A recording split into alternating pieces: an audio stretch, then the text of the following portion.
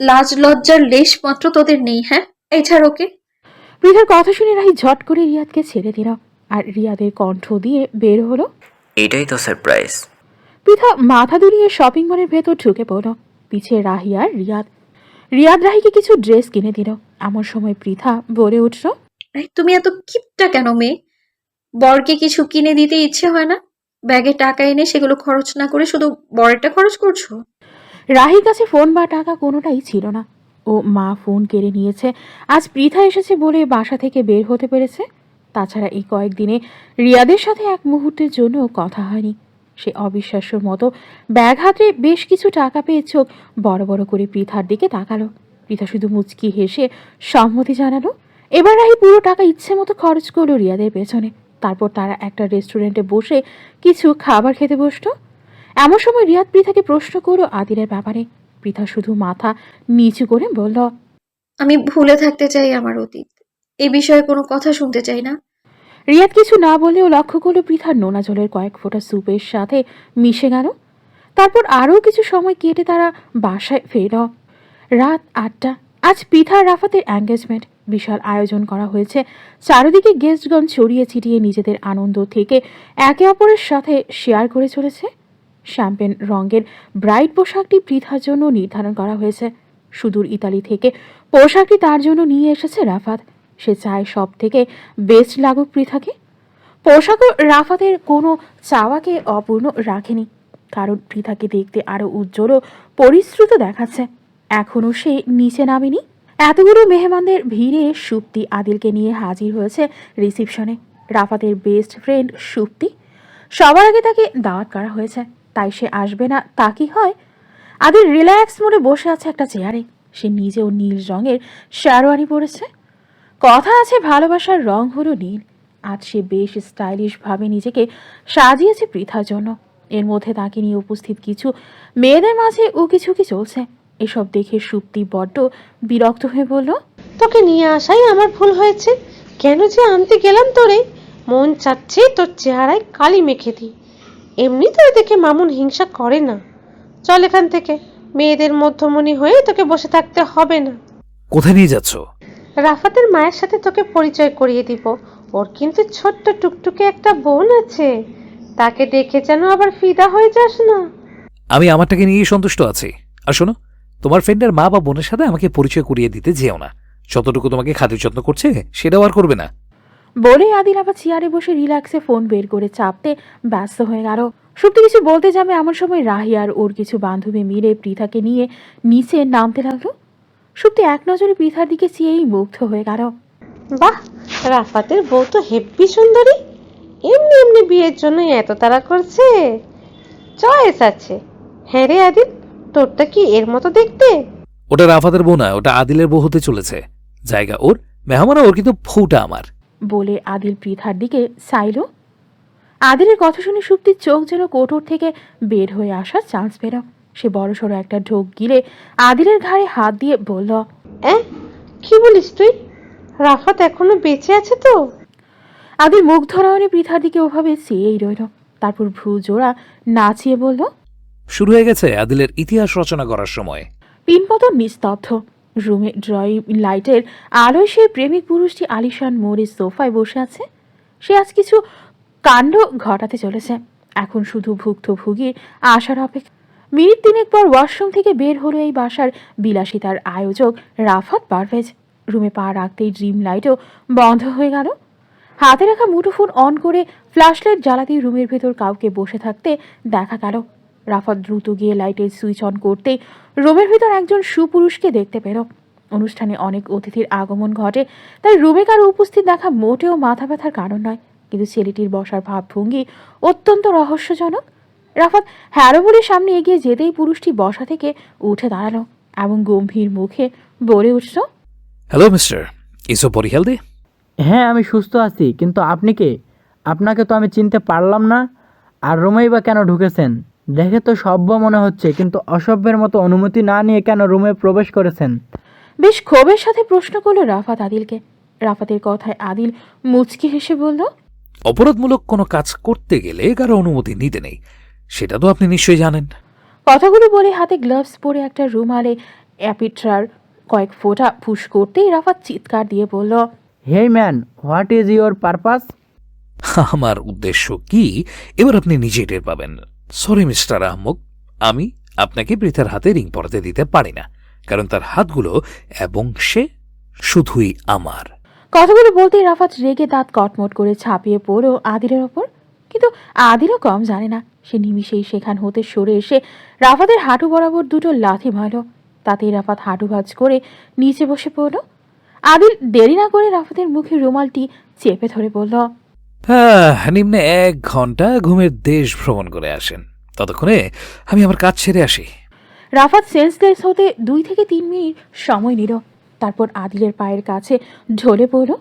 আদিল হাতের গ্লাভস খুলে ওকে ভালো করে চেক করে বলল, নিজেকে যতই মহাপুরুষ ভাবুন না কেন, আসলে আপনি আমার কাছে একটা কাপুরুষ। লড়তে হলে আমার সাথে লড়বেন, পৃথার সাথে কেন লড়তে যান? তারপর নিজের পোশাক পাল্টিয়ে একটা শেরওয়ানি পরে গালের বড় বড় দাড়িগুলো খুলে নিজেকে একদম পারফেক্ট অবস্থায় এনে রিল্যাক্স মুডে রুম থেকে বের হয়ে নিচে আসলো। আদিলের মুখে এমন লোমহর্ষক কথা শুনে সুপ্তি প্রচণ্ড ঘেমে যায়। এই তুই কি করেছিস? এখানে আর থাকতে হবে না, চল বাসায় যাব। তুই যা করেছিস তাতে রাফাত জেগে উঠলে তোকে নির্ঘাত খুন করে ফেলবে। চল ভাই এখান থেকে। এখনো কিছু শুরুই করলাম না, তার ভেতর বাসায় নিয়ে যাবে? এটা অসম্ভব। আমি কোথাও যাচ্ছি না, আর তোমাকেও যেতে দিচ্ছি না।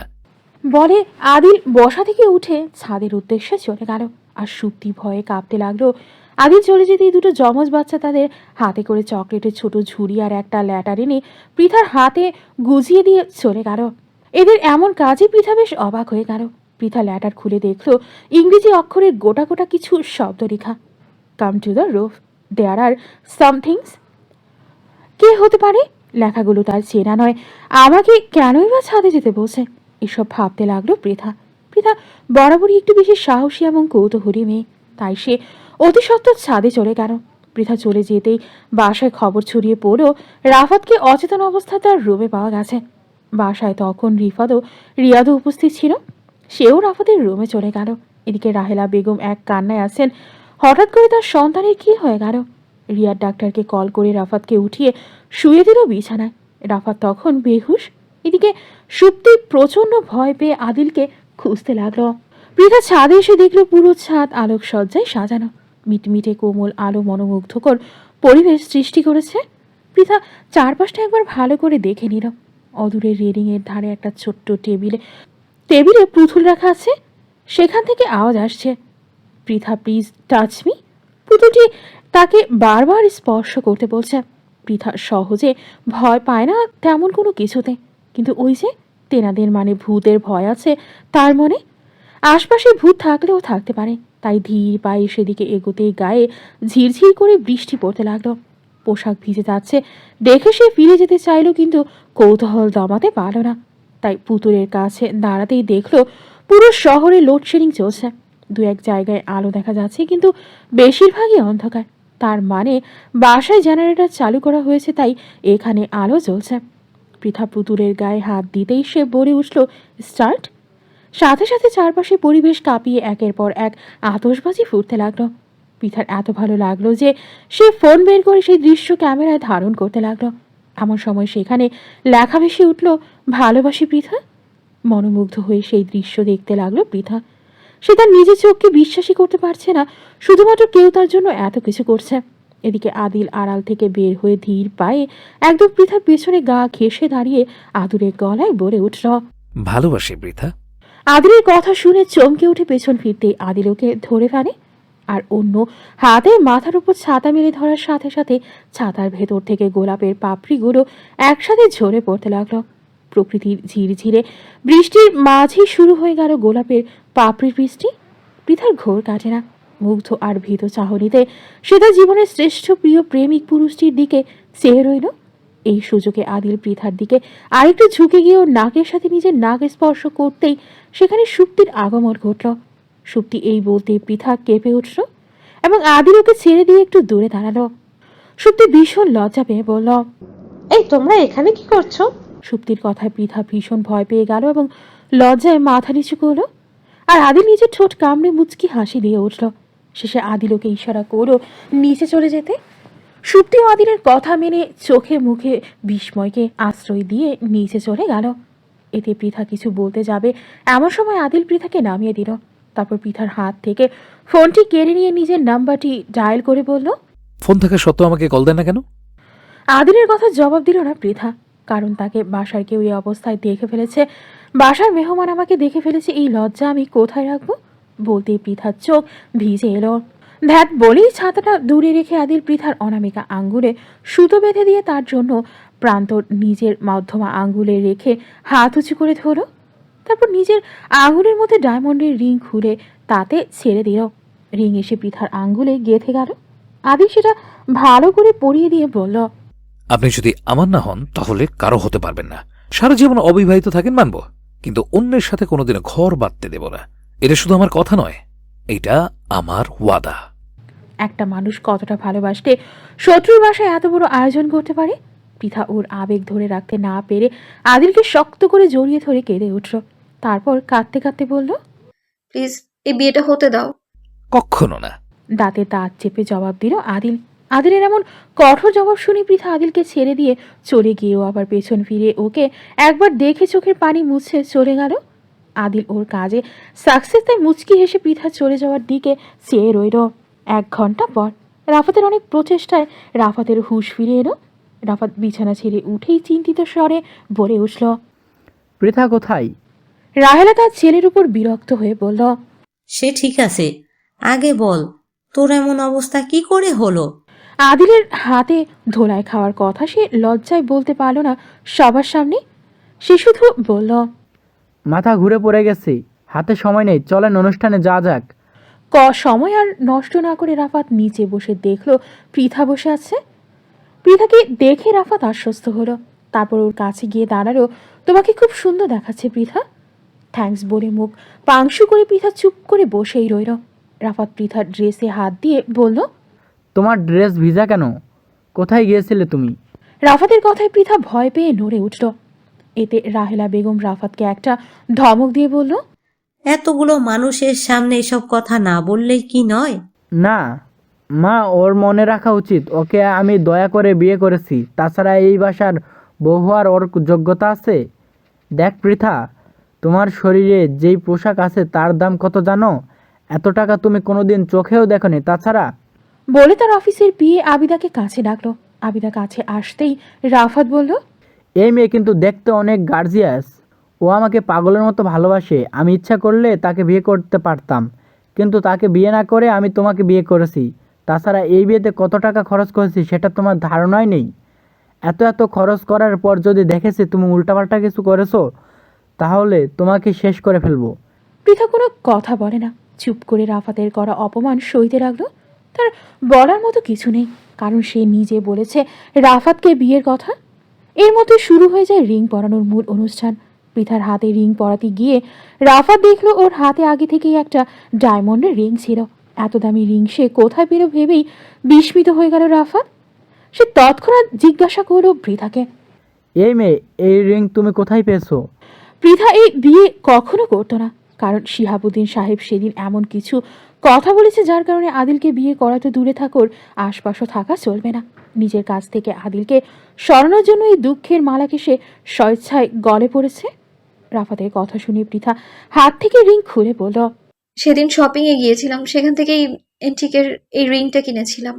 রাফাত আর কথা না বাড়িয়ে ওকে রিং পরিয়ে দেয়। এমন সময় রাহেলা বেগম আর একটা রিং এগিয়ে দেয় রাফাতকে পরানোর জন্য, কিন্তু পৃথা সেটা না নিয়ে নিজের গলার থেকে ওর মায়ের দেওয়া চেন খুলে রাফাতের হাতে দিয়ে নিচু গলায় বলল, আমি অভাবী হতে পারি, কিন্তু ভিখারি নই।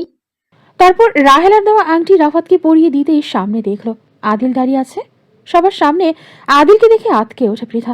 ওদিকে রাফাত নিজেও আদিলের দিকে গভীর মনোযোগ দিয়ে চেয়ে আছে। সবার সামনে পৃথা রাফাতকে আলতো করে আলিঙ্গন করে আদিলকে বুঝিয়ে দিল সে রাফাতকে নিয়ে বেশ সুখেই আছে। এতে আদিলের চেহারা মুহূর্তেই পাল্টে গেল, কিন্তু রাফাত বেশ খুশি হলো। আমার শরীর খারাপ লাগছে বলে পৃথা সেখান থেকে নিজের রুমে এসে দরজা বন্ধ করে দেয়। রাফাত যখন সবার খাওয়া দাওয়ার তদারকি করছিল তখন সুপ্তি আদিলকে নিয়ে ওর কাছে গিয়ে বলল, দোস্ত, অনেক রাত হয়েছে, আমি এবার তাহলে যাই। আচ্ছা ঠিক আছে, গায়ে হলুদ প্লাস বিয়ের দিন কিন্তু আসবি। বলতেই আদিলের দিকে চোখ পড়ে যায় রাফাতের। ওর চোখ দেখে রাফাতের মনে হলো এই ছেলেটি পৃথার এক্স বয়ফ্রেন্ড, কিন্তু রাফাত তখন কিছু বলল না।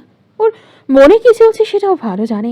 পরের দিন সকাল 11টা, পৃথা রুমেই বসেছিল, এমন সময় ফোনে কল বেজে উঠল। সে অন্যমনস্ক হয়ে কল রিসিভ করতেই আদিলের কণ্ঠস্বর ভেসে উঠল। পৃথা, আপনি কি আমার সাথে ডক্টরের কাছে যেতে পারবেন? শরীরে প্রচণ্ড জ্বর এসেছে এবং পিঠের ব্যথাটাও বেড়েছে। আমার এখানে তেমন কেউ নেই, আপনি আমার সাথে গেলে খুব ভালো হতো। আদিলের কথা শুনে পৃথা প্রচণ্ড রেগে গিয়ে বলল, দেখো, আমার সাথে একদম যোগাযোগ করার চেষ্টা করবে না। আমি তোমার সাথে কোথাও যেতে পারবো না। নিজের কাজ নিজে করতে শেখো। এমনটাই পৃথার জবাব আসবে সেটা আদিল আগে থেকেই জানতো, তাই মুখটা মলিন করে আচ্ছা বলে কল কেটে দিল। কল কেটে দিতেই পৃথা কি যেন ভাবলো, তারপর ঝটপট করে রেডি হয়ে রাহির কাছে গিয়ে ওর স্কুটির চাবিটা চাইল। এমন সময় দরজায় হঠাৎ রাফাতকে দেখতে পেল রাহি। রাফাত ওকে ইশারা করো চাবি দিয়ে দিতে, তারপর ওখান থেকে সে আড়াল হয়ে গেল।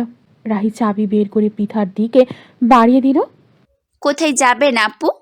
বলতেই পৃথা রাহি থেকে চাবি নিয়ে বলল, এই কাছেই একটু যাব। আপনি ওই ভাইয়াটার কাছে যাচ্ছেন তাই না? প্রশ্ন করলো রাহি। পৃথা কথার জবাব না দিয়ে দ্রুত রুম থেকে বের হলো। উত্তর না পেয়ে রাহি ভীত গলায় বলে উঠল, আপু, আমার ভাইয়াকে আপনি হয়তো চিনেন না। যদি জানতে পারে তাহলে মেরেই ফেলবে আপনাকে। এদিকে পৃথা বাসা হতে বের হতেই রাফাতও বের হলো পৃথার পিছু পিছু। সে গতকাল থেকে পৃথাকে চোখে চোখে রাখছে। পৃথা বাসা হতে কিছু দূর আসতেই দেখলো সামনে আদিল দাঁড়িয়ে আছে। এদের ভেতর একে অপরের প্রতি বিশ্বাস শতভাগ রয়েছে। পৃথা জানতো আদিল আসে পাশেই আছে, আর আদিল জানতো পৃথা আসবেই। পৃথা কাছে এসে স্কুটি থামিয়ে আদিলের কপালে হাত দিয়ে দেখলো সত্যিই জ্বরে গা পুড়ে যাচ্ছে আদিলের, সাথে চোখ দুটো লাল জবা ফুল হয়ে আছে। মেডিসিন নাওনি কেন? বলে পৃথা একটা ধমক দিল আদিলকে, কিন্তু আদিল কিছুই বলল না। জবাব না পেয়ে পৃথা এসে স্কুটিতে বসতে আদিল ওর পেছনে বসে ঘাড়ে মাথা রেখে পৃথার কোমরে হাত রাখলো। পৃথা খানিকটা রেগে গিয়ে বলল, রাস্তায় কি শুরু করেছো? ঘাড়ে হাত দাও। আমার মাথা ঘুরছে, পড়ে যেতে পারি, তাই এমন করে ধরেছি। সোজাসাপটা জবাব দিল আদিল। তাছাড়া আদিলের কণ্ঠস্বরও চেঞ্জ হয়ে গেছে, তাই এ বিষয়ে পৃথা কোনো কথা বলল না। আদিল কি যেন ভেবে পৃথাকে ছেড়ে দিয়ে সোজা হয়ে বসল। এবার আদিল যেদিকে যেতে বলেছে পৃথা সেদিকে স্কুটি চালিয়ে নিয়ে যেতে লাগলো। স্কুটিটি হঠাৎ স্পিড ব্রেকারে ধাক্কা খেতেই অপ্রস্তুত আদিল পৃথার পিঠের সাথে ধাক্কা খেল এবং চট করে সে দু হাতে পৃথার পেট চেপে ধরে ওর ঘাড়ে মাথা রাখলো। পৃথার পুরো শরীর দিয়ে মনে হয় শীতল সাইক্লোন বয়ে গেল। ওর বুকটা ধুকপুক করে উঠল। পেছনে ব্যাপারটি রাফাত দেখে রাগে ফেটে পড়ল। হাতের তর্জনী আঙ্গুল নাকে ঘষা দিয়ে ধীর গতিতে ড্রাইভ করতে লাগলো। আদিল পৃথাকে ওভাবে জড়িয়ে ধরে পেছনের কারের দিকে একবার চেয়েই পৃথার ঘাড়ে ওর গাল এবং মুখ ঘষতে লাগলো। আদিলের ছোট ছোট দাড়ির খোঁচা পৃথার গলাতে লাগতে ওর শরীর মোচড় দিয়ে উঠল। একদম ফাঁকা রাস্তা, এই রাস্তায় খুব কম গাড়ি চলে, তাই প্লেসটাকে কাজে লাগালো আদিল। আরও একবার পেছনে ফিরে আদিল রাগি লুকে চোখ বড় করে পৃথার ঘাড়ে কিস করলো। এতে আদিল বলে পৃথা আবেশেই চোখ বন্ধ করলো এবং পেছনে আদিলের শরীরে মাথা এড়িয়ে দিল। স্কুটি রাস্তা থেকে অন্যদিকে নেমে যেতেই আদিল চট করে ব্রেক ধরলো এবং পৃথার গালে গভীরে একটা কিস করলো। এভাবে আদিলের ভালোবাসার আলিঙ্গনগুলো বাড়তেই থাকলো। পৃথা রাগে স্কুটি চালানো বন্ধ করে দিল। এতে আদিল মোটেও বিভ্রান্ত না হয়ে অভিজ্ঞ চালকের মতো পৃথাকে বুকে নিয়ে চালাতে লাগলো। কিছু পথ চলার পর একটা শিশু পার্কের সামনে স্কুটি থামালো আদিল। তারপর পৃথাকে নিয়ে একটা ফুচকার দোকানের সামনে এসে দাঁড়ালো। পৃথা খানিকটা অবাক হয়ে বলল, এখানে থামালে কেন? ডক্টরের কাছে যাবে না? এখন না, আমার ক্ষুধা লাগছে, এখানকার ফুচকা খুব মজার হয়। বলে 2 প্লেট ফুচকার অর্ডার দিল আদিল। তুমি ফুচকা কবে থেকে খেতে শিখলে? কোমরে হাত দিয়ে জিজ্ঞাসা করলো পৃথা। অনেক কিছুই খেতে শিখেছি। বলতে মামা 2 প্লেট ফুচকা এগিয়ে দিল। আদিল একটা ফুচকা মুখে পুরে নিয়ে আবার রাস্তার দিকে তাকালো। তার ভাবভঙ্গি দেখে মনে হবে সে কারো অপেক্ষায় ছিল। ততক্ষণে রাফাত ধীর গতিতে গাড়ি এনে খানিকটা দূরে অবস্থান করলো। আদিল সেটা দেখে পৃথার দিকে চাইলো, তারপর বলল, এই যে আমি খাচ্ছি, আপনিও খাওয়া শুরু করুন। আমি খাবো না। বলতে আদিল জোর করে একটা ফুচকা পৃথার মুখে পড়ে দিল। তারপর বলল, খান, খুব ভালো লাগবে। এত স্বাদের ফুচকা অন্য কোথাও পাবেন না আপনি, কোনোদিনও ভুলতে পারবেন না এর স্বাদ। পৃথা বাধ্য হয়ে ফুচকা খেতে লাগলো। আদিল আর চোখে রাফাতকে আবার দেখলো, তারপর পৃথাকে বলল, এই ওয়েট ওয়েট ওয়েট, আপনার ওখানে খাবার লেগে আছে। কোথায়? বলে পৃথা ওর হাত মুখে নিয়ে নিতেই যেতেই আদিল বলল। থামেন, আমি দেখছি। পৃথা হাত নামিয়ে নিয়ে মাথা নাড়াতে আদিল নিজের আঙুল দিয়ে পৃথার ঠোঁট ছুঁয়ে দিয়ে খাবার তুলে নিল এবং রাফাতকে দেখিয়ে সেই আঙুলে একটা কিস করে নিজের মুখে পড়ল। এর মাধ্যমে রাফাতকে বুঝিয়ে দিল পৃথা শুধুমাত্র তার। তবে কি আদিল প্ল্যান করে রাফাতকে বাসা হতে বের করেছে? মাথার উপর কাঠফাটা রোদ, অদূরে একটা কাক রাস্তায় জমানো জলে ঠোঁট ভিজিয়ে তার তৃষ্ণা নিবারণ করছে। তারপর কাকা করে উড়ে গিয়ে পাশের কৃষ্ণচূড়ার ডালে আশ্রয় নিল। সূর্যের তাপ থেকে নিজেকে রক্ষা করে ডালেই ঝিমোতে লাগলো। এমন শ্রাবণের দিনে রোদের প্রখরতা বড্ড বেমানান। কোথায় বৃষ্টি এসে সব কিছু ভিজিয়ে দিবে তা না করে মানুষ সহ পশু পাখির জীবন অতিষ্ঠ করে ফেলছে। গরমে পৃথার চিবুক বেয়ে ঘাম পড়ছে, নাকে বিন্দু বিন্দু ঘাম জমেছে। নানি দাদিদের মুখে শোনা যায় যাদের নাক বেশি ঘামে তাদের নাকি স্বামীরাও খুব ভালোবাসে। আদিলের খাওয়া শেষে না করে বিল মিটিয়ে পৃথার ওনাতে মুখ পুষ্ট। এতে পৃথা কিছুটা বিরক্ত হলো, কিন্তু আদিলকে কিছু না বলে টিস্যু বের করে নিজের মুখ মুছল। আদিলের চোখ অদূরে গাড়িতে বসা রাফাতের দিকে। পৃথা ব্যাপারটা বুঝতে না পেরে আদিলকে তাড়া দিয়ে বলল, আমি বেশিক্ষণ থাকতে পারবো না, চলো ডক্টরের কাছে। প্রয়োজন নেই বলে আদিল পৃথার হাত ধরে স্কুটির কাছে এসে বলল, চলুন, আপনাকে বাসায় দিয়ে আসি। প্ল্যান করে আমার বাসা থেকে বের করেছিলে? আপনাকে দেখতে চাইছিল মন, তাই এই ব্যবস্থা। তুমি মানুষ হবে না? বলে পৃথা স্কুটিতে বসে ক্ষুব্ধ হয়ে বলল। আমি যেন না দেখি তুমি আমার সাথে যোগাযোগ করেছো। আদিল বুঝতে পেরেছে ওই স্কুটিতে তার আর জায়গা হবে না, তাই সে আগ বাড়িয়ে বলল, অচেনা রাস্তা বেরিয়ে বাসায় যাওয়া আপনার পক্ষে সম্ভব নয়। আমি আপনাকে নামিয়ে দিয়ে আসি। যথেষ্ট উপকার করেছো আমার। এমনি এর ঋণ শোধ করতে পারবো না আমি। আমাকে আমার মতো থাকতে দাও। বলে পৃথা স্কুটি স্টার্ট দিল, কিন্তু সে ওই স্থান থেকে এক বিন্দু পরিমাণও নড়তে পারল না। সে আবার চেষ্টা করল, কিন্তু কিছুতেই নড়তে সক্ষম হলো না। পৃথা পিছন ফিরে দেখে আদিল ওর স্কুটি ধরে আছে। কি হলো, স্কুটি ধরে আছো কেন? ছাড়ো বলছি। বেশ কঠোরতার সাথে হুকুম করলো পৃথা। ওকে বলে আদিল স্কুটি ছেড়ে দিয়ে এক লাফে পৃথার পেছনে বসে পড়ল। আদিলের এমন বসাতে স্কুটি খুব জোরে নড়ে উঠল। পৃথা টাল সামলাতে না পেরে পড়ে যেতে লাগতেই আদিল পেছন থেকে ওকে সহ শক্ত করে ব্রেক কষল। পৃথা প্রচণ্ড নার্ভাস হয়ে গেল। সব ঠিক আছে বলে চোখ বন্ধ করে জোরে স্বস্তির একটা নিঃশ্বাস ফেলল। তারপর ছাড়ো আমায় বলতেই আদিল ওকে ছেড়ে দিল। এবার পৃথা চলতে লাগলো স্কুটি নিয়ে। পৃথা জানতো আদিল ওকে ছেড়ে কখনো যাবে না, তাই এমন করছিল। এদিকে পৃথার আদিল রাফাতের গাড়ি অতিক্রম করতেই আদিল রাফাতের দিকে চেয়ে ওর দু হাতে পৃথাকে নিজের বুকের সাথে জড়িয়ে ধরল আর ঘাড়ে একটা আলতো কিস করল। তারপর মুচকি হেসে এই রোমান্টিক সিনের সমাপ্তি ঘটালো আদিল। এরপর রাফাতের বাসার কাছে এসে নেমে পড়ল সে। কিন্তু পৃথা বাসায় না ঢুকে রিয়াদের বাসায় ঢুকলো এবং আদিলকে ওর বাসায় চলে যেতে বলল। আদিলও এবার বাধ্য ছেলের মতো পৃথার কথা শুনল। ওর এক ফ্রেন্ড ততক্ষণ বাইক নিয়ে অপেক্ষা করছিল আদিলের ফিরে আসার। এরপর ওই বাইকে চড়ে বাসায় চলে গেল। রিয়াদের সাথে রাহির তেমন কোনো কথা হয় না, তাই সে ক্ষণে ক্ষণে ছাদে আসে সবার চোখকে ফাঁকি দিয়ে। হাতে কফির মগ নিয়ে এই দুপুরে সে ছাদে এসেছে।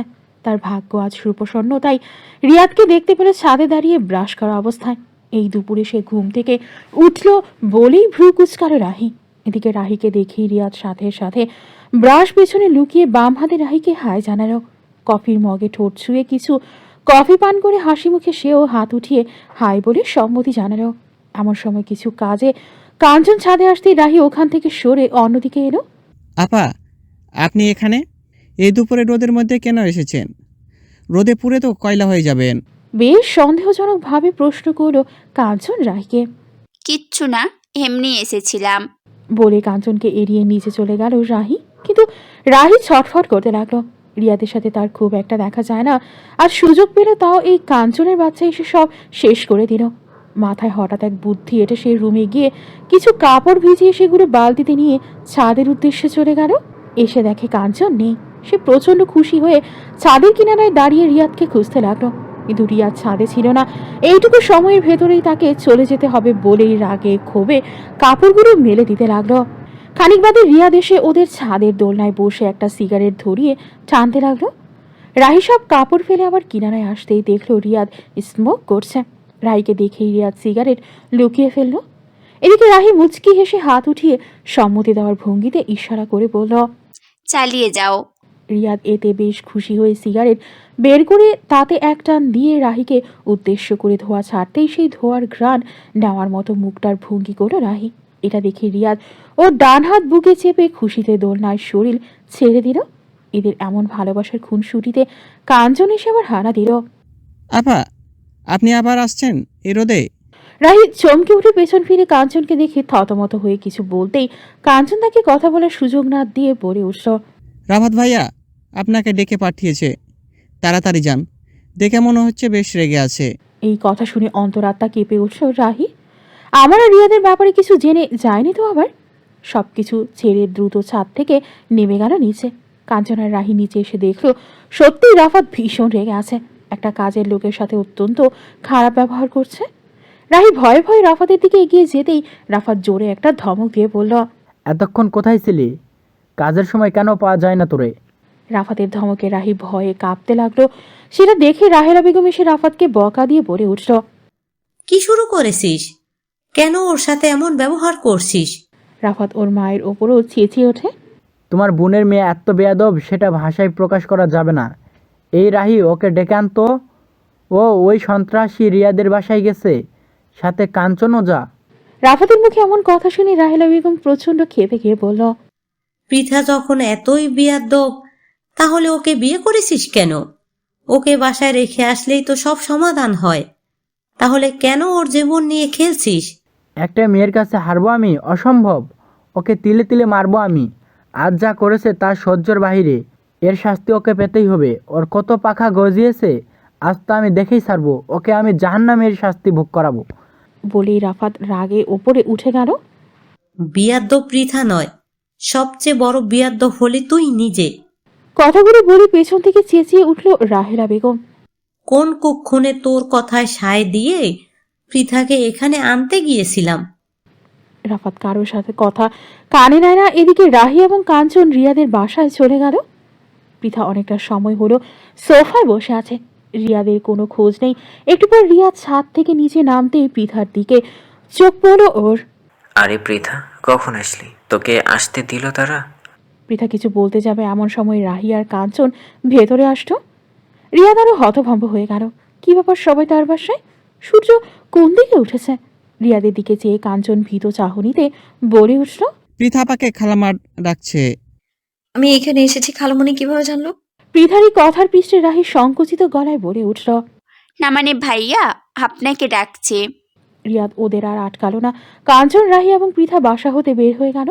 কাঞ্চন ও পৃথার বাসায় ঢুকলো আর রাহি ওর স্কুটি নিয়ে একটু পর বাসায় এলো। রাফাত গম্ভীর মুখে গুম মেরে বসে আছে সোফায়। এমন সময় পৃথা ওর দরজায় দাঁড়িয়ে বলল, আসতে পারি? পৃথার দিকে না চেয়েই রাফাত শুধু হুম বলল। অনুমতি পেয়ে পৃথার রুমে ঢুকতেই রাফাত দ্রুত উঠে গিয়ে দরজা বন্ধ করে দিয়ে পৃথার সামনে দাঁড়ালো। ঘটনা যত দ্রুত ঘটল যে পৃথা ভয়ে কুঁচকে গেল। দরজা বন্ধ করে দিলেন কেন? কথাটি বলতেই রাফাত পৃথাকে জড়িয়ে ধরে বলল, আমার খুব ইচ্ছে করছে তোমার আদর করতে। পৃথা দুহাত জড়া করে রাফাতের বুকে প্রচণ্ড শক্তিতে ধাক্কা দিতেই রাফাত ছাড়তে বাধ্য হলো। এতে রাফাত ক্ষিপ্ত হয়ে পৃথাকে ভীষণ জোরে একটা চড় বসিয়ে দিল। পৃথা ডান হাত দিয়ে গাল চেপে ধরে রাফাতের দিকে চাইতেই ওর চোখ দিয়ে মুক্তোর দানার মতো কয়েক ফোঁটা পানি ঝরে পড়ল। এতে রাফাত শান্ত হলো না। অন্য ছেলে তোমার গায়ে হাত দিলে তোমার সমস্যা নেই, আর আমি হাত দিলেই সমস্যা? এমন কথায় পৃথা বুঝতে পারলো ওকে এতক্ষণে ফলো করা হয়েছিল। তাই পৃথা কাপা কণ্ঠে তেজ দেখিয়ে বলে উঠল, আপনি আমায় ফলো কেন করছিলেন? আমি চুপ আছি বলে এই না যে সবসময় চুপ করে থাকবো আমি। আপনার এই প্রতিঘাত ফিরিয়ে দেয়া আমার কিছু সময়ের ব্যাপার মাত্র, কিন্তু আমি আপনার মতো অসভ্য নই। তাছাড়া আমার অতীত আপনি খুব ভালো করেই জানেন। তাহলে কেন ফোর্স করছেন আমায় এই ব্যাপারে? Where is the prostitute girl? Show me pride, it me, read me and show me energy. বলে পৃথার ওনাটি কেড়ে নেয় রাফাত। পৃথার সাথে সাথে দুহাতে ওর শরীর চেপে ধরল। সেটা দেখে ডেভিল মার্কে একটা হাসি দিয়ে রাফাত বলল, বিয়ের পর যেটা করতে চেয়েছিলাম এখন দেখছি বিয়ের আগেই সেটা করতে হবে। আমার ওড়না দিন। বলে পৃথা চিৎকার দিয়ে উঠল। পৃথা চিৎকারি রুমের বাইরে থেকে রাহেলা আর রাহি চিৎকার দিয়ে দরজায় ধাক্কাতে লাগলো। এই দরজা খোল, এমন কাজ করিস না যাতে পরে পস্তাতে হয়। রাফাত পৃথার দিকে এগিয়ে যেতেই হাতের কাছে থাকা একটা শো পিস নিয়ে রাফাতের দিকে ছুঁড়ে মারল পৃথা। এতে রাফাত বেশ আহত হলো, কিন্তু তাতেও রাগের সীমা চূড়ান্ত পর্যায়ে পৌঁছে গেল। কোমরে বেল্ট খুলে পৃথাকে আঘাতের উপর আঘাত করতে লাগলো। এতে পৃথার এত রাগ উঠল যে ও চুপ করে শক্ত হয়ে প্রতিটা আঘাত সহ্য করতে লাগলো। এক পর্যায়ে আঘাত সইতে না পেরে পৃথা বসে পড়ল। তখন রাফাতের হুঁশ ফিরল। রাফাত আঘাত করা থামিয়ে পৃথার দিকে ওনা ছুঁড়ে মেরে বলল, ফের যদি দেখেছি ওই ছেলের কাছে যাওয়া তাহলে কিন্তু মেরেই ফেলবো তোমাকে। রাফাত দরজা খুলে দিতেই রাহেলা বেগম ছেলের গালের সপাটে একটা চর মেরে বলল, আমার গর্ভে জানোয়ারকে রেখেছিলাম, যার জন্য একটা শয়তান জন্ম দিয়েছি আমি। এত নিষ্ঠুর তো তুই ছিলি না, তাহলে কেন আজ ওকে এভাবে মারলি? রাফাত জবাব দেওয়ার প্রয়োজন বোধ মনে করল না। সে রুম থেকে বের হতেই রাহি পৃথাকে তুলতে গেলে পৃথা ওকে নিষেধ করল। তারপর কিছুক্ষণ ওভাবে বসে থেকে আস্তে আস্তে উঠে দাঁড়ালো। তারপর খালামণির চোখে চোখ রেখে পৃথা বলল, আমার সহানুভূতির কোনো প্রয়োজন নেই। আমার প্রতি যদি আপনার এতই দয়া থাকতো তাহলে সেদিন বাবাকে আমার বিরুদ্ধে কঠোর করে তুলতেন না। আমি সম্মান নিয়ে সাদামাটা হয়ে চলতে ভালোবাসি। আমার যদি উদ্দেশ্য খারাপ থাকতো তাহলে অনেক আগেই সমাজ থেকে ছিটকে অন্য অবস্থা অবলম্বন করতাম আমি। পৃথার কথা রাহেলা বেগমকে স্তব্ধ করে দেয়। তার সাহস হয় না পৃথার দিকে এগিয়ে যাওয়া। পৃথা ধীর পায়ে বের হয়ে গেল রুম থেকে। এরপর পুরো দিন কারোর সাথে আর কথা বলেনি পৃথা, এমনকি খাবারও খায়নি। সন্ধ্যার পর রিয়াদ আসে রাহিদের বাসায়। রাস্তায় রাহিদের একটা কাজের লোকের সাথে দেখা হয়েছিল। পৃথার কথা জিজ্ঞেস করতেই সে সব কিছু খুলে বলে রিয়াদকে। রিয়াদ এক মুহূর্ত দেরি না করে পৃথার কাছে এসেছে। সেদিনের ঘটনার পর রাহেলার রিয়াদের সম্পর্কে ভালো একটা ধারণা হয়েছে, তাই সে নিজেই পৃথার রুমে তাকে নিয়ে গেল। পুরো শরীর ব্যথায় টনটন করছে পৃথার, নড়ার মতো ক্ষমতা নেই। রিয়াদ এসে নিঃশব্দে পৃথাকে কোলে তুলে বলল, আন্টি, ওকে আমি নিয়ে যাচ্ছি। সব কিছু স্বাভাবিক হয়ে গেলে আমি নিজেই দিয়ে যাব। পারলে কাল সকালে একবার রাহিকে পাঠিয়ে দিয়েন পৃথার কাছে। রাহেলা বেগম আর অমত করেননি। মেয়েটা অন্তত কিছু সময়ের জন্য ভালো থাকুক। তিনি রাহিকে ইশারা করলেন ওর সাথে যেতে। রাহি পৃথার এক সেট ড্রেস আর ফোন নিয়ে রিয়াদের পিছু নিল। রিয়াদুকে বাসায় এনে আগে একটা মহিলা ডাক্তারকে কল দিল, তারপর ওর খাবার ব্যবস্থা করলো। পৃথার গায়ে জ্বর এসেছে। জ্বর এসে ভুলভাল বকছে। রাহির চোখ ঝাপসা হয়ে এলো। তার ভাই যে এতটা নির্দয় সেটা সে আগে জানতো না। কিছু সময় যেতেই ডক্টর এসে পৃথার শরীর দেখতেই শিউরে ওঠে। রিয়াদ পৃথার ফোন নিয়ে রুম থেকে বের হয়ে এলো। ভেতরে ডক্টরকে সাহায্য করার জন্য রাহি রয়ে গেল। রিয়াদ সোফায় বসে পৃথার ফোন চেক করতে লাগলো। তারপর আদিলের নাম্বার কালেক্ট করে কল দিল। কল যেতেই কল কেটে গেল। রিয়াদ আবার নাম্বার ডায়াল করতেই কল ব্যাক হলো। রিয়াদ রিসিভ করে হ্যালো বলতে আদিল বিস্মিত হয়ে বলল, পৃথা ঠিক আছে? আদিলের এমন কথা শুনে রিয়াদ হতভম্ব হয়ে গেল। একটা অচেনা মানুষের কাছে পৃথার ফোন, তাতে আদিলের মোটেও মাথা ব্যথা নেই, বরং সে বুঝতে পেরেছে পৃথা ঠিক নেই। এত চার মনে হয় রিহাদের রাহির প্রতিও নেই। এমন হলে রাহিকে সন্দেহ করত কেন তার ফোন অন্যের কাছে। আমাকে প্লিজ বলবেন পৃথা কোথায়? এমন কথায় রিয়াদের ধ্যান ভঙ্গ হলো। সে দীর্ঘশ্বাস ফেলে পৃথার সমস্ত কথা বর্ণনা করে বলল, তোমার করা একটি ভুলে পৃথাকে চরম মূল্য দিতে হয়েছে। তাতেও তুমি থামবে না। আমি পৃথার ভালো চাই, তাই তোমাকে বলছি, তুমি আর পৃথাকে ডিস্টার্ব করো না। ওকে ওর মতন বাঁচতে দাও। কথাগুলো বলেই কল কেটে দিল রিয়াদ। অন্যদিকে আদিলের শরীরে আগুন জ্বলে গেল। কোনো মতে গায়ে শার্ট জড়িয়ে আদিল বাসা থেকে বের হলো। কথা শেষ করে রিয়াদ দেখলো রুম থেকে ডক্টর বের হয়ে এলো। ডক্টর এসে বলল, কেউ কাউকে এভাবে টর্চার করে, আপনাকে তো পুলিশে দেওয়া উচিত। রিয়াদ দীর্ঘশ্বাস ফেলে বলল, সে আমার বন্ধু হয়, তার এই অবস্থা দেখে আপনাকে জানানো হয়েছে। পারিবারিক ব্যাপারে আর নাক গলানো না ডক্টর। তিনি বললেন, ইঞ্জেকশন দেওয়া হয়েছে, আধা ঘন্টার মধ্যে ব্যথা এবং জ্বর দুটোই সেরে যাবে। পেশেন্টের শরীর দুর্বল, তাকে পুষ্টিকর সম্পূর্ণ খাবার খাওয়ান, আশা করি ভালো ফলাফল পাবেন। ডাক্তার চলে গেলে রিয়াদ পৃথার কাছে এসে বসলো। তারপর ধীর কণ্ঠে বলল, খুব কষ্ট হচ্ছে পৃথা। পৃথার কথা বলার মতো অবস্থায় নেই। ওর চোখ দুটো দিয়ে অঝরে পানি পড়তে লাগলো। এমন দৃশ্য দেখে রাহির নিঃশ্বাস ভারী হয়ে গেল। রাহি চোখের পানি মুছে বলল, আপু, ওই ভাইয়াটার সাথে দেখা করেছিল বলেই ভাইয়া রেগে যায় আর এভাবে আঘাত করেছে। আমার মনে হচ্ছে ওই ভাইয়াটার সাথে আপুর বিয়ে হওয়ার ভালো, কারণ আপুর জন্য আমার ভাইয়া খুবই হিংস্র। যেটা জানো না সেটা নিয়ে কথা বলো না। আমি যা জানি তুমি তা জানো না। পৃথা যদি তোমার ভাইকে বিয়ে করে তাহলে অনেক সমস্যার সমাধান হয়ে যাবে। আজ রাফাত রেগে আছে, কিন্তু পরে ওকে মানিয়ে নিতে পারবে। কিন্তু আদিলের সাথে ওর বিয়ে হলে যে কোনো সময়ে ও এবং আদিল দুজনেই বড় ধরনের ক্ষতি হয়ে যাবে। তাই পৃথা রাফাতকেই বিয়ে করা উচিত। তাছাড়া পৃথা নিজেও জানে ওকে কি করতে হবে। তোমার ভাইয়ের বোঝা উচিত এতদিনের সম্পর্ক ছিল তাদের মাঝে, তাই সেটা ছাড়তে একটু সময় তো লাগবেই। সব জায়গায় মাথা গরম করলে চলে না। রিয়াদের কথার আগামাথা কিছুই বুঝতে পারে না রাহি। ও এত কিছু বোঝে না। ও শুধু জানে পৃথা আপুর ভাইয়াকে বিয়ে করা একদম উচিত নয়। যদিও এখন পিছু হটা আপুর পক্ষেও আর সম্ভব নয়। এভাবে নানান চিন্তায় 1 ঘন্টা পেরিয়ে গেল। শরীরে জ্বর সহ ব্যথা অনেক কমে গেছে পৃথার। সে উঠে বসে আছে। এমন সময় রিয়াদ এসে বলল, আদিল তোকে আর ডিস্টার্ব করবে না, ওকে সব খুলে বলেছি। ও ব্যাপারটা বুঝতে পেরেছে। তুই নিশ্চিন্তে রাফাতকে বিয়ে করে নে। রিয়াদের কথা শুনে পৃথা যেন আকাশ থেকে পড়ল। নিমিষেই ওর চেহারার পরিবর্তন হয়ে গেল। এই তুই কি বললি? আদিলকে এসব বলে দিয়েছিস? আরে ভয় পাচ্ছিস কেন? ওকে বলেই ভালো হয়েছে। ওর ভুলের জন্য তুই শাস্তি পাস, সেটা ওর জানা উচিত। এইসব নিয়ে আর চিন্তা করিস না, এবার খেয়ে নে। পৃথা ধর্মর করে বিছানা ছেড়ে উঠতে যেতেই রিয়াদ ওকে ধরে ফেলল এবং বলল, এই শরীর নিয়ে কেন এমন করছিস? ছাড় আমায়। তুই খুব বড় ভুল করেছিস। আদিলকে এই কথা বলা তোর উচিত হয়নি। এখন আদিলের হাত থেকে রাফাতকে বাঁচানো কঠিন। রাহি, তোমার ভাইয়াকে এক্ষুনি কল দাও।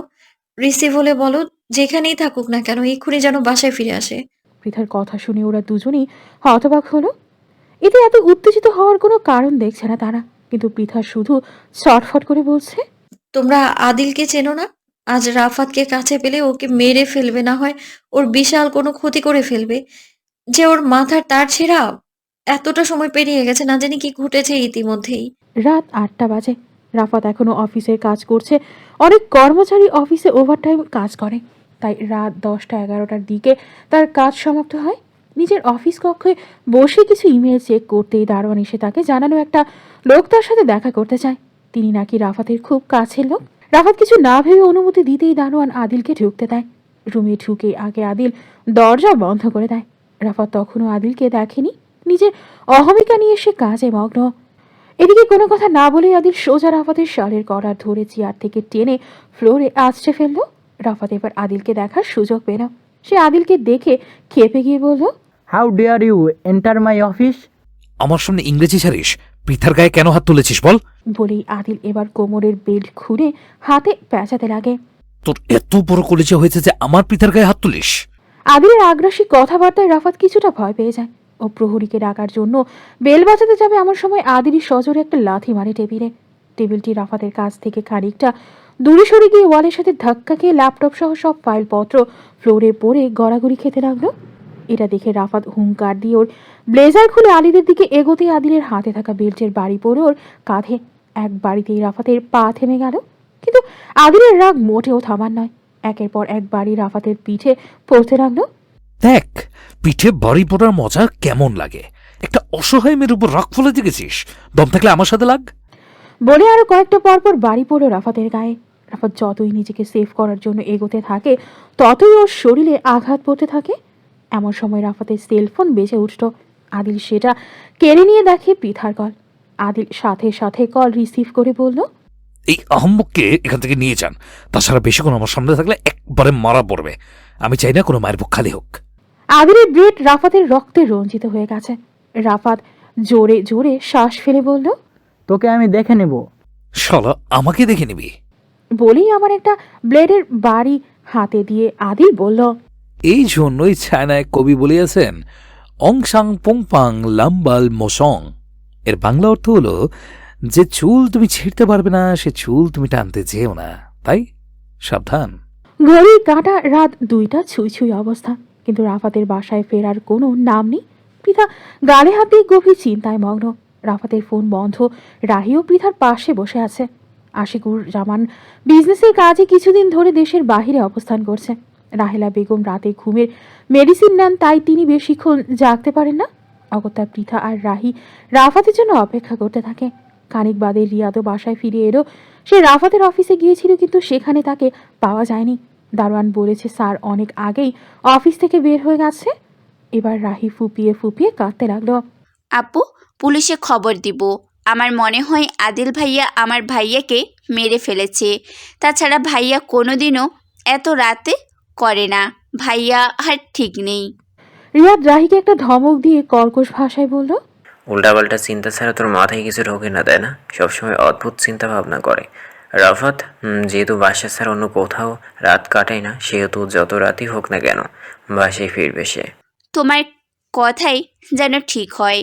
বলে রাহি চোখে জল মুছল। এভাবে আরও কিছুক্ষণ সময় কেটে যায়। প্রায় রাত 4টার দিকে বাসায় ফিরে রাফাত। পৃথার রাহি তখন সোফায় বসে ঝিমোচ্ছে। বাহিরে কলিং বেল বাজতেই কাজের লোক গিয়ে দরজা খুলে দেয়। রাফাতের অবস্থা তখন বড়ই নাজুক। সে খুঁড়িয়ে খুঁড়িয়ে ডাইনিং হলে আসতেই পৃথার রাহি উঠে দাঁড়ালো। পৃথা কিছু বলতে যাবে এমন সময় রিয়াদ পেছন থেকে নিষেধ করলো কিছু বলতে, কিন্তু রাহিকে থামানো গেল না। ভাইয়া, তোমার কি হয়েছে? এমন করে হাঁটছো কেন? আমার কি হয়েছে তোকে বলতে হবে? আমার বিষয়ে তুই জানার কে? বলেই চিৎকার দিয়ে উঠল রাফাত। রাফাতের ধমকে রাহির পুরো শরীর কেঁপে উঠল। সে ভয়ে পৃথার পেছনে গিয়ে নিজেকে আড়াল করল। রাফাত ধীর পায়ে অনেক কষ্টে ওপরে উঠে নিজের রুমে যাওয়ার আগে পৃথাকে তার রুমে আসতে বলল। রাফাতের পৃথাকে তলব করা দেখে রাহি সহ রিয়াদের চোখ মুখ শুকিয়ে গেল। পৃথাকে আজ তো আর রাখবে না। পৃথা নিজেও যেতে চাইছিল না।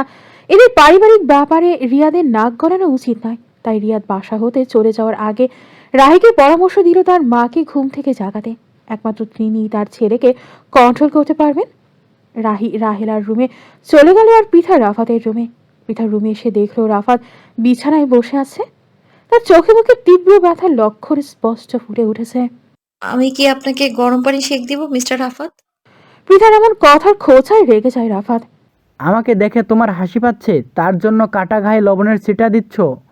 তাতে একটু একটু একটু পাচ্ছেই বটে, তবে আমি একটু বেশি সারপ্রাইজ হয়েছি। আল্লাহ এত দ্রুত মানুষের কর্মের শাস্তি যে এইভাবে দিয়ে দেবে, সেটা আপনাকে না দেখলে বিশ্বাসই হতো না। আপনি যে এই আঘাত আমায় করেছেন তার দ্বিগুণ আপনাকে নিজেই বহন করতে হয়েছে। পৃথার কথা শুনে রাফাত তেড়ে এসে শক্ত করে ওর গলা চেপে ধরে বলল, শুধু একবার বিয়েটা হতে দাও, তোমার কলিজা টেনে ছিড়ব আমি। এক্স বয়ফ্রেন্ডের সাথে হাত মিলিয়ে আমাকে মায়ের খাওয়ানোর প্ল্যান করা আমি জন্মের মতো মিটাবো।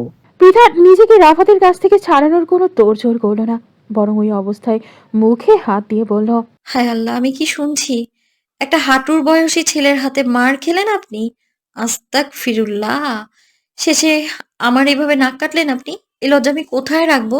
আহ বলে চিৎকার দিতে হাতের উল্টো পিঠ দিয়ে একটা থাপ্পড় মারল পৃথাকে। তারপর ওর চুল ধরে রাফাত বলল, ignore me, I have prepared for you a terrible punishment, you will enjoy them and repent.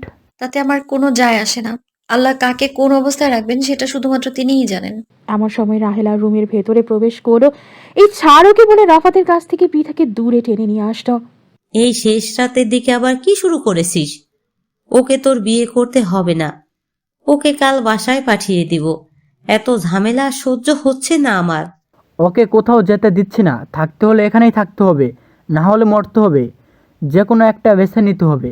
আমি সব কিছু ঠিকঠাক করে ফেলছি। 2 দিন পর বাবা আসছে, তার পরের দিনই আমাদের বিয়ে। ও যেন বাসা থেকে এক মুহূর্তের জন্য বের হতে না পারে। ওর ফোন কেড়ে নিবে তুমি, ওর হাতে যেন ফোন না দেখি। আমাকে আপনার বিয়ে করতে হবে না। আমি এখনো পড়ালেখার জন্য দেশের বাইরে চলে যেতে পারি। সব থেকে এটাই বেটার। আমার এসব কিছুই ভালো লাগছে না। আপনি আপনার পছন্দ মতো মেয়েকে দেখে বিয়ে করে নিন। এত কিছুর পরে এসে বলছো বিয়ে করবে না তুমি? বলেই তেলে বেগুনে জ্বলে উঠল রাফাত।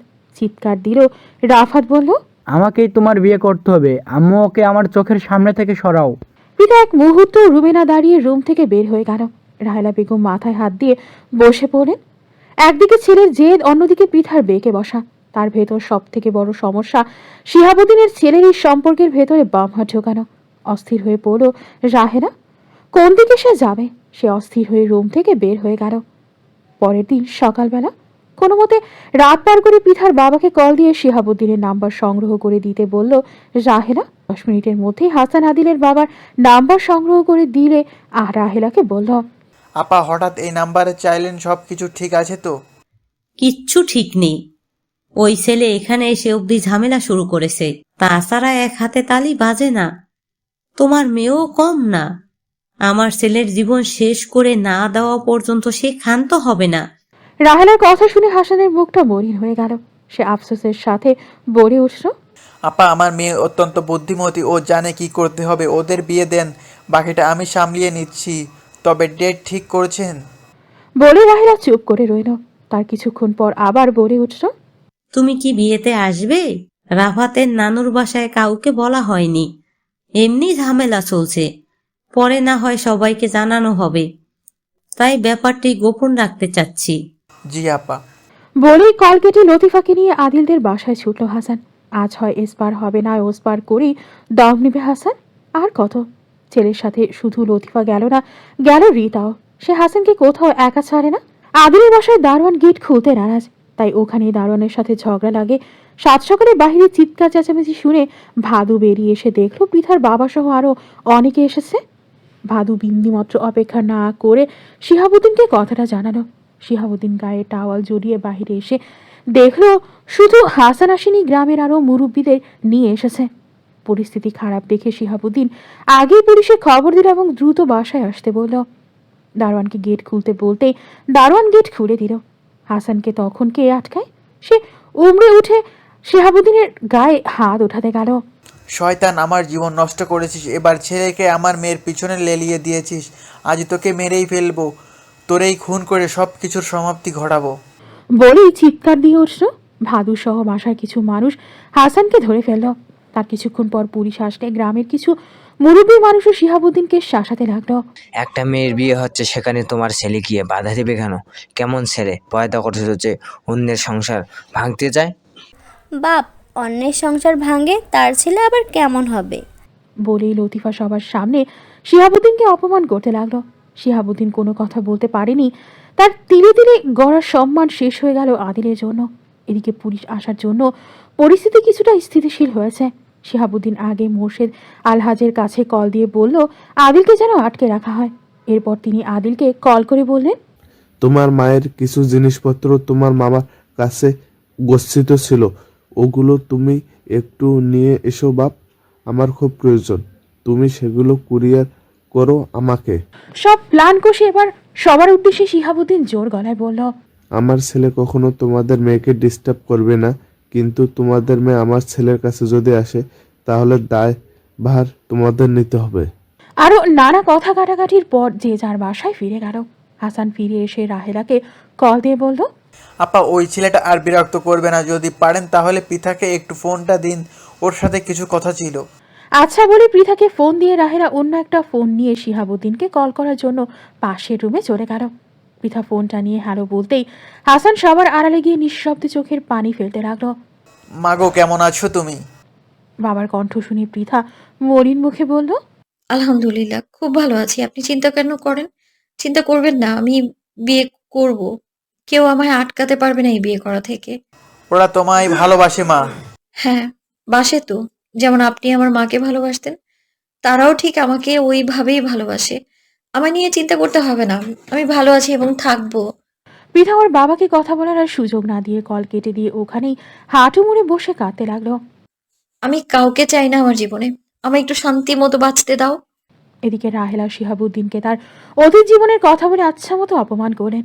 যা না তাই বলে আদিলের বাবাকে খেপিয়ে তুললেন পৃথার প্রতি। তারপর কল কেটে দিয়ে স্বস্তির নিঃশ্বাস ফেললেন। এবার বিয়েটা আটকে থাকবে না। 2 দিন পর আজ পৃথা আর রাফাতের বিয়ে। গতকাল রাতে নামে মাত্র হলুদের অনুষ্ঠান হয়েছে। পৃথার বাবাকে দাওয়াত করা হয়নি। রাহেলার বাবার বাসায়ও তেমনভাবে কাউকে জানানো হয়নি। পৃথার বড় মামা শুধু এসেছেন। ওদিকে পৃথার বাবাকে না জানানো হলেও তিনি বাসা হতে রওনা দিয়েছেন অনেক আগে। মেয়ে হয়তো আর কোনোদিনও নিজের বাসায় ফিরে আসবে না, অন্তত শেষ দেখার জন্য হলেও তিনি বেহায়ার মতো রাহেলাদের বাসায় আসছেন। সন্তানের জন্যই শুধুমাত্র পিতামাতাগণই বেহায়া সাজতে পারে, তাছাড়া আর কেউ নয়। নির্দিষ্ট সময়ে পৃথাকে তৈরি করা হয়েছে। আজকের পর থেকে সে আর আদিলকে নিয়ে ভাবতেও পারবে না। পৃথা দীর্ঘশ্বাস ফেলে মাথা নিচু করতেই চোখ দিয়ে টপ টপ করে কয়েক ফোঁটা জল বেয়ে পড়ে গেল। ওদিকে রাফাতও নিজেকে সবচেয়ে স্টাইলিশ রূপে সাজিয়েছে। গতকাল হলুদের অনুষ্ঠানে তেমন না হলেও আজ সে কোনো দিকেই কমতি রাখেনি কোনো আচার অনুষ্ঠানের। দলে দলে মেহমানগণ রিসিপশনে ঢুকছে। আশিকুজ্জামান এবং তার সহধর্মিনী সবাইকে সামাল দিতে দিতে হাঁপিয়ে উঠছে। রাহি একমাত্র ভাইয়ের বিয়েতে শাড়ি পরেছে এবং রিয়াদকে ম্যাচিং করে ড্রেস পরতে বলেছে। সবাই আজ খুশি, কিন্তু খুশি নয় আদিল। দুদিন ধরে তাকে গৃহবন্দী করে রেখেছে মোর্শেদ সাহেব। এবার তিনি আদিলের প্রতি অত্যন্ত কঠোর, আর আজ তো তিনি আরও কঠোর। সুপ্তির মুখে শুনেছে সেই পৃথা নামের মেয়েটির আজ বিয়ে। আদিল নিজেও জানে না আজ তার পৃথার বিয়ে হয়ে যাচ্ছে। সুপ্তি রাফাতের বিয়েতে চলে গেছে অনেক আগেই। মাইমুনা রান্নাঘরে রান্না করছে। বাসায় কেউই নেই শুধু দীপ্তি ছাড়া। সেও জানে আজ পৃথার বিয়ে। তার খুশি হওয়ার কথা, কিন্তু সে খুশি হতে পারছে না, কারণ তার প্রিয় মানুষটি অত্যন্ত কষ্টে আছে। সে সবার অনুপস্থিতিতে আদিলের রুমের দরজা খুলতে আদিল বিছানা থেকে উঠে দাঁড়ালো। আদিলের পায়ে লোহার শিকল বেঁধে দেওয়া হয়েছে। মোর্শেদ সাহেব অত্যন্ত কঠোর মানুষ। তিনি আদিলের ব্যাপারে সব জানেন। এসব কাজে আদিলের ক্ষমতা কতটুকু, তাকে কেউ সাহায্য না করা অবধি সে নিজেকে কখনো মুক্ত করতে পারবে না। দীপ্তি ভেতরে এসে আদিলের সামনে দাঁড়িয়ে মাথা নিচু করে বলল, আপনি জানেন আজ আপনার পৃথার বিয়ে? কথাটি শুনে আদিলের মাথা সম্পূর্ণ খারাপ হয়ে গেল। তার পায়ের শিকল খোলার জন্য বারবার চেষ্টা করতে লাগলো। ওর পায়ের খানিকটা চামড়া ছিঁড়ে গেল, আর সেখান থেকে রক্ত ঝরতে লাগলো। এটা দেখে দীপ্তি স্থির থাকতে পারল না। সে চট করে আদিলকে শক্ত করে জড়িয়ে ধরে কাঁদতে লাগলো। আপনি এমন করছেন কেন? আপনার কষ্ট হচ্ছে তো? আদিল ওকে কষে একটা থাপ্পড় মেরে ওর কাছ থেকে সরিয়ে দিয়ে রাগে থরথর করে কাঁপতে লাগলো। তারপর হুঙ্কার ছেড়ে বলল, আজ যদি পৃথার বিয়ে হয়ে যায় তাহলে তোর বাবা আমার আসল রূপ দেখবে। আদিল কি জিনিস সেটা হরে হরে টের পাবে। খুন করে ফেলবো তাকে। আমার নীরবতা সে শুধু দেখেছে, কিন্তু আমার আক্রোশ সে দেখেনি। দীপ্তি গালে হাত দিয়ে বাহিরে চলে গেল, আর আদিল প্রাণপণে চেষ্টা করতে লাগলো শিকল খুলতে। এদিকে দীপ্তির মা রান্নাঘর থেকে বের হয়ে দেখলো আদিলের রুমের দরজা খোলা। তিনি চেঁচিয়ে দীপ্তিকে ডাকতেই দীপ্তি এসে ওর মায়ের হাত ধরে জোর করে একটা রুমের ভেতর ধাক্কা দিয়ে ফেলে দিয়েই দরজা বাহির থেকে বন্ধ করে দিল। বাবা চাবি নিয়ে গেছে, তাই সে এমন কিছু খুঁজতে লাগলো যেটা দিয়ে শিকলের তালা খোলা যায়। কিন্তু সে এমন কিছু না পেয়ে দৌড়ে আদিলের কাছে গিয়ে বলল, বাবা ছাবি নিয়ে গেছে, তাহলে এটা খুলবো কি দিয়ে? চোখের সামনে আসার আলো দেখে আদিলের চোখ দুটো জলজল করে উঠল। সে শান্ত হয়ে ওকে বলল, তোর বাবার রুমে কিছু চাইনিজ কুড়াল আছে, ওখান থেকে দ্রুত একটা নিয়ে আয়। দীপ্তি তাই করলো। ওর বাবার রুম থেকে একটা কুড়াল আনতে আদিলকে পজিশন নিয়ে গায়ের শক্তি দিয়ে শিকলে কোপ মারতে বলল, কিন্তু অদক্ষতার কারণে দীপ্তি সেটা করতে পারল না। হাত ফসকে কুড়াল ছিটকে পড়ে গেল। ওদিকে মাইমুনা বেগম গলা ফাটিয়ে চিৎকার করছে। দীপ্তি তা শুনে ভয়ে থরথর করে কাঁপছে। বলতেই দীপ্তি আদিলের চোখের দিকে তাকালো। আমাকে সাহায্য করতে চাস? কান্নার স্বরে বলে উঠল দীপ্তি। তাহলে মার বলতেই দীপ্তি গায়ের শক্তি দিয়ে জোরে জোরে কয়েকটা আঘাত করতেই শিকল ভেঙে গেল। আদিল মুক্ত হতেই নিজের কৌশলে তালাও খুলে ফেলল। যাওয়ার আগে দীপ্তির মাথায় হাত বুলিয়ে দিয়ে বলল, কোনো সমস্যা হলে আমার ফ্ল্যাটে চলে যাস। দারোয়ানকে বললেই সে সব ব্যবস্থা করে দেবে। দীপ্তির নিঃশ্বাস ভারী হয়ে আসলো। সে তার প্রিয় মানুষটাকে সারা জীবনের জন্য হারিয়ে ফেলছে। বিয়ে পড়ানো হবে কিছুক্ষণ পরে। আবিদা কারোর জন্য অপেক্ষা করছে। সে বারবার বাহিরের প্রবেশদ্বারের দিকে চাইছে। এমন সময় এক বৃদ্ধ লোক এসে তার হাত ধরে অন্যদিকে টেনে নিয়ে যেতেই সে চমকে ওঠে। সে ভয় পেয়ে চিৎকার দিতে যাবে, এমন সময় বৃদ্ধ ওর মুখ চেপে ধরে বলল, পৃথা কোথায়? এ নিশ্চয়ই আদিলের ফ্রেন্ডসরা। তারা সবাই মিলে আজ পৃথাকে কিডন্যাপ করার জন্য বিভিন্ন সাজে এখানে উপস্থিত হয়েছে। দুদিন আদিলের খোঁজ পায়নি তারা, অথচ পৃথার বিয়ে হয়ে যাচ্ছে। এটা তারা হতে দিতে পারে না। তাই আপাতত পৃথাকে সরাবে, তারপর যা হবার তাই হবে। পৃথার রুমে বসে আছে। কিছুক্ষণ পর রাহি এবং ওর বান্ধবীগণ পৃথাকে নিতে আসবে। এমন সময় রুমে একটা দাড়িওয়ালা লোক ঢুকে দরজা বন্ধ করে দিল। পৃথা কিছু বলার আগেই রুমাল চেপে ধরে ওর মুখে। পৃথা জ্ঞান হারিয়ে ফেললে সে দ্রুত পৃথার পোশাক খুলে সিম্পল পোশাক পরিয়ে দিতেই দরজায় নক করলো কেউ। যেহেতু পৃথাকে নিয়ে তার বের হতে হবে, তাই সে ডোর খুলে পৃথাকে নিয়ে আড়ালে লুকিয়ে পড়ল। রিয়াদ এসে দেখলো পৃথা নেই। সে পেছন ফিরে এক দাড়িওয়ালার মধ্য বয়সী লোককে দেখলো পৃথাকে নিয়ে সে দাঁড়িয়ে আছে দরজার পাল্লার পেছনে। এই বলে বৃদ্ধের কাছে আসতেই বাঘের থাবার মতো একটা চর পড়ল রিয়াদের গালে। রিয়াদের মতো মানুষ সেই থাবা সহ্য করতে না পেরে বেড়ে পড়ে গেল। রিয়াদ কিছু বুঝে ওঠার আগেই ঘ্যাচান করে একটা সিরিজের সুচ ফুটল ওর ঘাড়ে। নিমিষেই রিয়াদ বেহুশ হয়ে বিছানায় ঢলে পড়ল। লোকটি চোয়াল শক্ত করে বলে উঠল, আমি আমার নিজের কাজে নিজেকে ছাড়া আর কাউকে চিনি না। তারপর সে নিজের মুখ ভালো করে বেঁধে একটা বালিশ নিয়ে সেখানে আগুন ধরিয়ে তার উপর কিছু নেশাজাতীয় দ্রব্য ফেলে দিয়ে পৃথাকে নিয়ে উধাও হলো। চারদিকে তখন ধোঁয়ার সৃষ্টি হলো এবং ওই জায়গায় অবস্থান করে সবার মাথা ঘুরতে লাগলো। লোকটি পৃথাকে ছাদে নিয়ে গিয়ে নিজের পিঠের সাথে পৃথাকে বেঁধে সেই দড়ি ধরে নিচে ঝাঁপ দিল। উপরে ধোঁয়া দেখে সবার ভেতর উত্তেজনার সৃষ্টি হলো। এদিক ওদিক দৌড়াদৌড়ি করতেই নিরাপত্তা কর্মীগণ দ্রুত আগুন নিভিয়ে ফেলল। যাদের একটু সমস্যা হচ্ছিল তাদের রেস্টে থাকতে দেওয়া হলো। এত সবের মধ্যে রাফাতের মনে হলো পৃথার কথা। সে ভুলেই গিয়েছিল এগুলো সামলাতে। এদিকে আবিদা এবং আদিলের কয়েকটা ফ্রেন্ড মিলে পৃথার রুমে গিয়ে দেখলো পৃথার জায়গায় রিয়াদ বেহুশ হয়ে পড়ে আছে। তারা ভীষণ ভয় পায়। একটু পর রাফাতও সেখানে এসে পৃথাকে দেখতে না পেয়ে রাগে উত্তেজনায় ফেটে পড়ল। পৃথা নিজেকে একটা রুমের ভেতর আবিষ্কার করলো। তার হাত পা বাঁধা অবস্থায় সে চেয়ারে বসে আছে, মুখটাও কস্টিপ দিয়ে আটকানো। সে অসহায়ভাবে এদিক ওদিক চাইল, কিন্তু কাউকে সে দেখতে পেল না। অনেক বড় এবং আলিশান ছিল রুমটি। এমন সময় সেই দাড়িওয়ালা লোকটি রুমে প্রবেশ করলো। তিনি দরজা বন্ধ করে দিয়ে পৃথার কাছে এগিয়ে গেলেন। এদিকে পৃথা ওখানেই ছটফট করতে লাগলো নিজেকে মুক্ত করার জন্য। লোকটি ধীর পায়ে এগিয়ে গিয়ে পৃথার পেছনে দাঁড়ালো। তারপর পৃথার দিকে একটু ঝুঁকে নিজের বুকের সাথে পৃথার মাথা লাগিয়ে জোরে জোরে শ্বাস ফেলতে লাগলো। এরপর লোকটি পৃথার ঘাড়ে মুখ ডুবিয়ে কিছুক্ষণ চুপ করে রইল। তারপর পৃথার ঠোঁটের উপর নিজের ঠোঁটে স্পর্শ করতেই পৃথা কেঁপে উঠল। এদেশে হঠাৎ উত্তেজিত হয়ে পৃথার শরীর থেকে সমস্ত কাপড় খুলে ওকে নগ্নপ্রায় করে ফেলল। পৃথা হাত পা বাঁধা অবস্থায় নগ্ন হয়ে বসে আছে লোকটির সামনে। সেদিকে ঘুণাক্ষরেও চাইল না লোকটি। এরপর সে ওয়াশরুমে চলে গেল। কিছুক্ষণ পর ওয়াশরুম থেকে বের হয়েই জায়নামাজ বিছিয়ে দাঁড়িয়ে পড়ল নামাজে। দীর্ঘ টাইম নিয়ে নামাজ শেষ করেই সে একটা ছুরি বের করলো নিজের পকেট থেকে। ধারালো চকচকে ছুরি দেখে পৃথার ওই অবস্থায় আবার নিজেকে মুক্ত করার জন্য আপ্রাণ চেষ্টা করতে লাগলো। পৃথার কাছ থেকে খানিকটা দূরে বসল লোকটি। তারপর মুচকি হেসে তার দাড়ি খুলতে খুলতে অশ্রুসিক্ত নয়নে বলে উঠল, আদিল। নড়াচড়া থেমে গেল পৃথার। ওর চোখ দিয়ে আনন্দ অশ্রু না দুঃখের অশ্রু বইতে লাগলো, সেটা সে হয়তো ভালো জানে। লাইনগুলো বলেই সেই ছুরি দিয়ে ওর পায়ের বৃদ্ধ আঙুল খুঁচিয়ে খুঁচিয়ে রক্ত বের করতে লাগলো আদিল। আঙুল থেকে রক্ত গড়িয়ে সাদা টাইলস রক্তে রঞ্জিত হতে থাকলো। পৃথা নেই সেটা রাফাত গলা ফাটিয়ে কাউকে বলতে পারছে না, কারণ ইতিমধ্যে একবার আগুন লেগে তার নাম খারাপ হয়েছে। সে কি এটা বলবে বিয়ের কনে বরকে বিয়ে করবে না বলে বাসা হতে পালিয়ে গেছে? এই লজ্জা রাফাত রাখবে কোথায়? আশিকুর জামান, রাহিলা বেগম, রাহি এবং রাফাত একটা রুমের ভেতর গম্ভীর মুখে বসে আছে। বেশিক্ষণ এভাবে থাকতেও পারবে না তারা। রাফাতের চাচা মুনিম জামান এসে বলে গেলেন নিচে গোলমাল চলছে। রাফাত পুলিশকে জানাতেও পারছে না, সবকিছু তার মান সম্মানের ব্যাপার। এদিকে পৃথার বাবাও চলে এসেছে। রাফাতের বড় মামা তাকে রুমে আনতেই রাফাত ক্রোধে ফেটে পড়ল। আপনার মেয়ে এত জঘন্য সেটা আমার জানা ছিল না। পেটে পেটে সে এত বুদ্ধি এঁটেছিল। বিয়ে করবি না আগেই বললেই হতো। এত কিছুর কেন করতে গেলি? আমি ওকে যদি পাই তাহলে কাঁচাই চিবিয়ে খাবো। রাহেলা বেগম ছেলেকে থামতে বলছে, কিন্তু রাফাতের থামার কোনো নামই নেই। সে ইচ্ছা মতো হাসানকে শাসাতে লাগলো। সবার কথা শুনে হাসানও চলে গেল। তার মেয়েকে রাহেলার কাছে আমানত হিসেবে রেখেছিল, তাহলে পৃথাকে পাওয়া যাবে না কেন? আমার মেয়ে কখনো কাউকে কথা দিয়ে সেটা পালন করবে না, সেটা হতেই পারে না। ওর সাথে নিশ্চয়ই কিছু ঘটেছে। রাফাত দ্রুত তার অফিসার পিয়ে আবিদকে ডেকে পাঠালো। আবিদাকে তলব করাতেই আবিদা প্রচণ্ড ভয় পেয়ে গেল।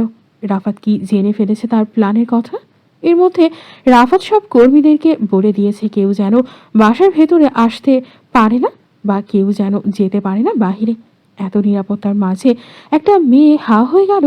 নিশ্চয়ই বাসার ভেতর থেকে কেউ তাকে সাহায্য করেছে। কিন্তু রাফাতের তখনও চেনার ভুল ছিল আদিলকে।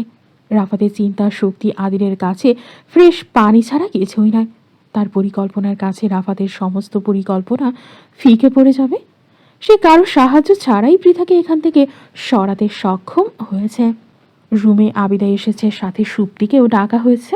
সুপ্তি ঘটনা শুনে বাসায় কল দিয়ে জানালো আদিল এবং দীপ্তি কেউই বাসায় নেই। আদিলকে বাসা থেকে বের করার জন্য সহযোগিতা করেছে স্বয়ং দীপ্তি। কথাটা সুপ্তি বিশ্বাসই করতে পারছে না। দীপ্তি এত বড় ভুল কি করে করতে পারে? কেউ নিজের পায়ে নিজেই খুড়াল মারে? সুপ্তির কাছে সব ঘটনা শুনে সবাই বুঝতে পারো এত বড় কাজ করা আদিলের দ্বারাই সম্ভব। সময় চলে যাচ্ছে। অন্যদিকে অতিথিগণ হাঁপিয়ে উঠেছে। রাত বাড়ছে, কিন্তু করে বা পাত্র কারোরই দেখা নেই। এখন কি করা হবে ভাবতেই আবিদাকে বিয়ের পোশাক পরতে বলল রাফাত। কোনো উপায় নেই, কাউকে জানতে দেওয়া চলবে না কনে বাসায় নেই। এদিকে আবিদার মনে একের পর এক লাড্ডু ফুটতে লাগলো। সে মনে মনে আদিলকে অসংখ্যবার ধন্যবাদ দিতে লাগলো।